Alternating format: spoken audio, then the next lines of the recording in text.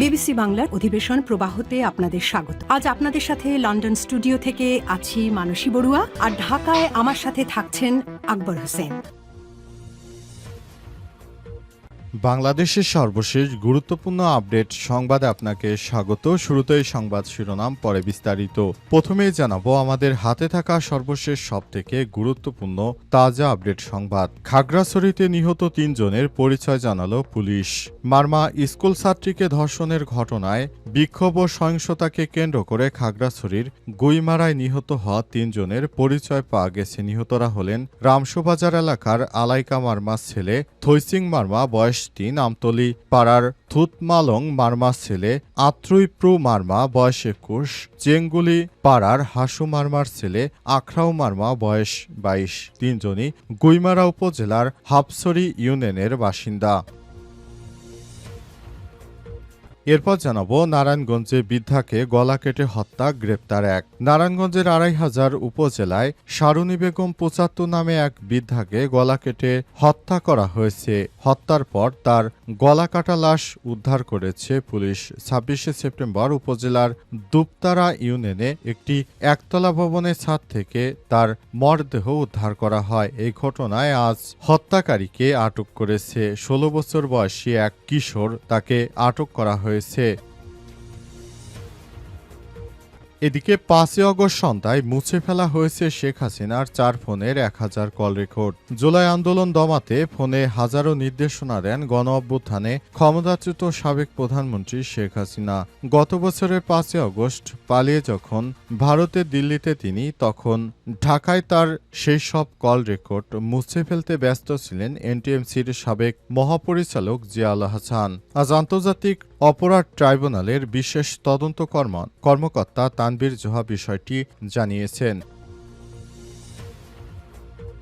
জানাবো ভারত বা ফ্যাসিস্টের ইন্ধনে খাগড়াছড়িতে পরিস্থিতি ঘোলাটের চেষ্টা করা হচ্ছে বললেন স্বরাষ্ট্র উপদেষ্টা।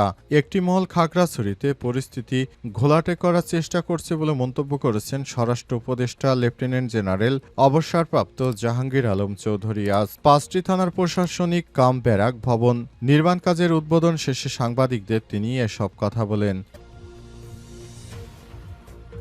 এবং সর্বশেষ জানাবো বিনা প্রতিদ্বন্দ্বিতায় বিসিবি পরিচালক হচ্ছেন বুলবুল ফাহিম।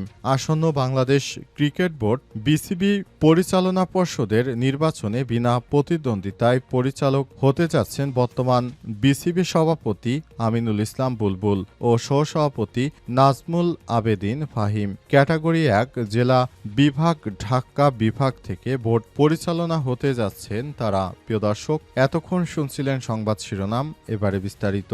তবে তার আগে বন্ধুরা, অনুরোধ থাকবে এই সংবাদটিতে একটি লাইক দিন। এই চ্যানেলে আপনি নতুন হয়ে থাকলে আমাদের সংবাদটি দেখতে দেখতে চ্যানেলটি সাবস্ক্রাইব করে রাখুন। কমেন্ট করে বন্ধুরা আপনার মূল্যবান মতামত জানিয়ে দিন আপনি বিশ্বের কোন দেশ থেকে বা বাংলাদেশের কোন স্থান থেকে আমাদের সংবাদটি দেখছেন এবং শুনছেন। আর বন্ধুরা, এই সংবাদটি আপনার সোশ্যাল মিডিয়া ফেসবুকে শেয়ার করে বন্ধুদেরও দেখার সুযোগ করে দিন। এবারে বিস্তারিত। খাগড়াছড়িতে নিহত ৩ জনের পরিচয় জানালো পুলিশ। মারমা স্কুল ছাত্রীকে ধর্ষণের ঘটনায় বিক্ষোভ ও সহিংসতাকে কেন্দ্র করে খাগড়াছড়ির গুইমারায় নিহত হওয়া ৩ জনের পরিচয় পাওয়া গেছে। নিহতরা হলেন রামসুবাজার এলাকার আলাকাই মারমার ছেলে থৈসিং মারমা বয়স ২০, আমতলীপাড়ার থোহলাং মারমার ছেলে আত্রুইপু মারমা ২১, চেঙ্গুলিপাড়ার হাসু মারমার ছেলে আখরাউ মারমা বয়স ২২। ৩ জনই গুইমারা উপজেলার হাপসরি ইউনিয়নের বাসিন্দা। চট্টগ্রাম রেঞ্জের উপ মহাপুলিশ পরিদর্শক ডিআইজি আহসান হাবিব পলাশ বলেন, মৃত ব্যক্তিদের মরদেহ হাসপাতালে রয়েছে, তবে কার গুলিতে কিভাবে ৩ জনের মৃত্যু হয়েছে নিহত ব্যক্তিদের পরিচয় তিনি জানাতে পারেননি। এর আগে গত মঙ্গলবার রাতে অচেতন অবস্থায় ক্ষেত থেকে এক মারমা কিশোরীকে উদ্ধারের ঘটনাকে কেন্দ্র করে খাগড়াছড়িতে চলমান এই উত্তেজনা শুরু হয়। এই ঘটনায় মঙ্গলবার রাতে ওই কিশোরীর বাবা ধর্ষণের অভিযোগে সদর থানায় মামলা করেন। মামলার পরিপ্রেক্ষিতে পরের দিন ভোরে সেনাবাহিনীর সহায়তায় একজনকে গ্রেপ্তার করে পুলিশের মধ্য ধর্ষণের প্রতিবাদ ও বিচারের দাবিতে আন্দোলন শুরু হয় খাগড়াছড়িতে।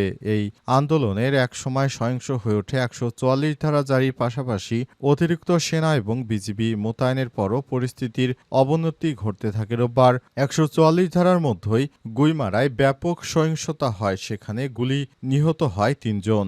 অবস্থায় খাগড়াছড়িতে এখনও চলমান সহিংসতা চলছে এবং সেখানে সেনাবাহিনীর সদস্যদেরকে তৎপর থাকার জন্য বলা হয়েছে।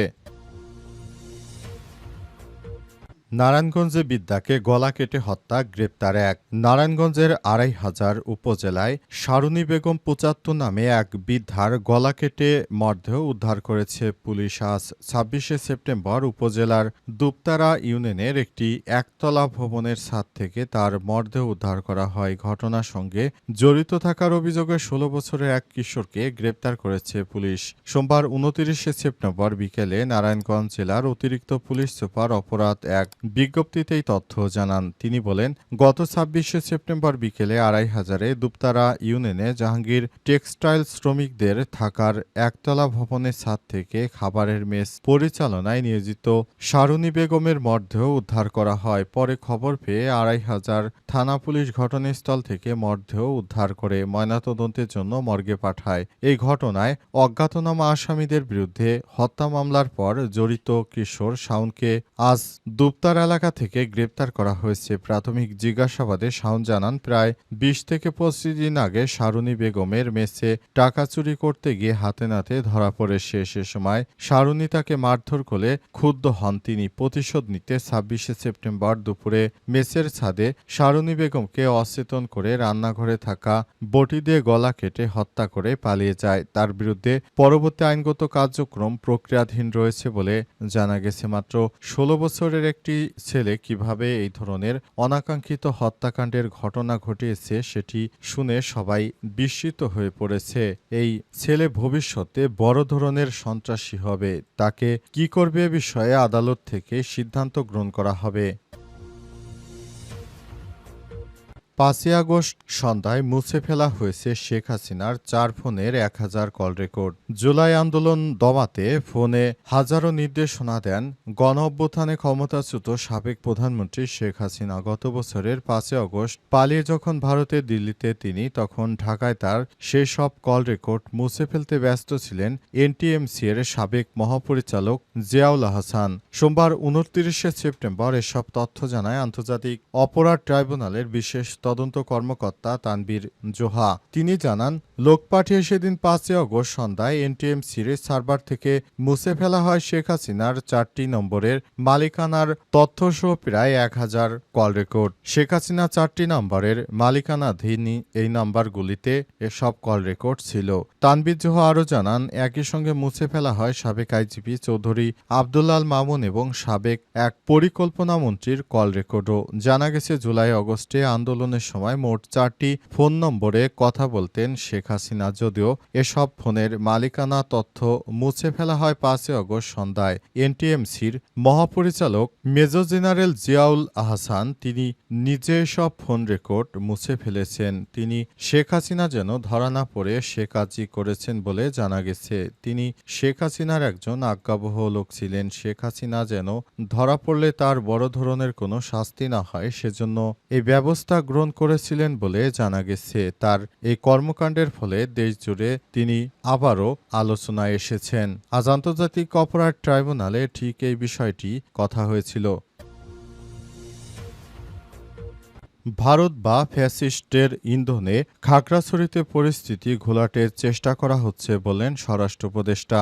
একটি মহল পরিকল্পিতভাবে আমাদের খাগড়াছড়িতে সেখানকার পরিস্থিতি ঘোলাটে করার সর্বোচ্চ চেষ্টা চালিয়ে যাচ্ছে, এমনটা জানিয়েছেন বাংলাদেশের স্বরাষ্ট্র উপদেষ্টা লেফটেন্যান্ট জেনারেল অবসরপ্রাপ্ত জাহাঙ্গীর আলম চৌধুরী। আজ তিনি সাংবাদিকদের সামনে এসব কথা বলেছেন। আজ ঢাকা মেট্রোপলিটন পুলিশ ডিএমপির 5টি থানার প্রশাসনিক কাম ব্যারাক ভবন নির্মাণ কাজের উদ্বোধন শেষে সাংবাদিকদের সঙ্গে এসব কথা জানান তিনি। স্বরাষ্ট্র উপদেষ্টা আরও বলেছেন, সনাতন ধর্মাবলম্বীদের সবথেকে বড় ধর্মীয় উৎসব চলছে। উৎসব সফলভাবে সম্পন্ন করতে সরকার সব সব ধরনের প্রস্তুতি নিচ্ছে, কিন্তু একটি মহল চাচ্ছে উৎসব যেন ভালোভাবে এবং ধর্মীয় উৎসাহ উদ্দীপনার সঙ্গে সম্পন্ন করতে না পারে। তারাই খাগড়াছড়িতে পরিস্থিতি ঘোলাটে করার চেষ্টা করছে। ভারতের ইন্ধনে বা ফ্যাসিস্টদের ইন্ধনে এই ধরনের ঘটনা হচ্ছে এমন অভিযোগ আমলে নিয়ে স্বরাষ্ট্র উপদেষ্টা আরও বলেন, সরকার সতর্ক আছে, অনাকাঙ্ক্ষিত কোনো ঘটনা ঘটলে সরকার পরিস্থিতি মোকাবেলা করবে। এ সময় স্বরাষ্ট্র মন্ত্রণালয় জানিয়েছে, আমরা ষড়যন্ত্র প্রতিহত করতে সবার সহযোগিতা চাই। স্বরাষ্ট্র উপদেষ্টা আরও বলেছেন, আপনারা যারা দেশকে ভালোবাসেন তারা অবশ্যই জানেন বিগত স্বৈরাচারী সরকার ভারতে পালিয়ে গিয়ে তারা বিভিন্নভাবে চক্রান্ত করছে দেশটা যেন আবার অস্থিতিশীল হয়ে ওঠে।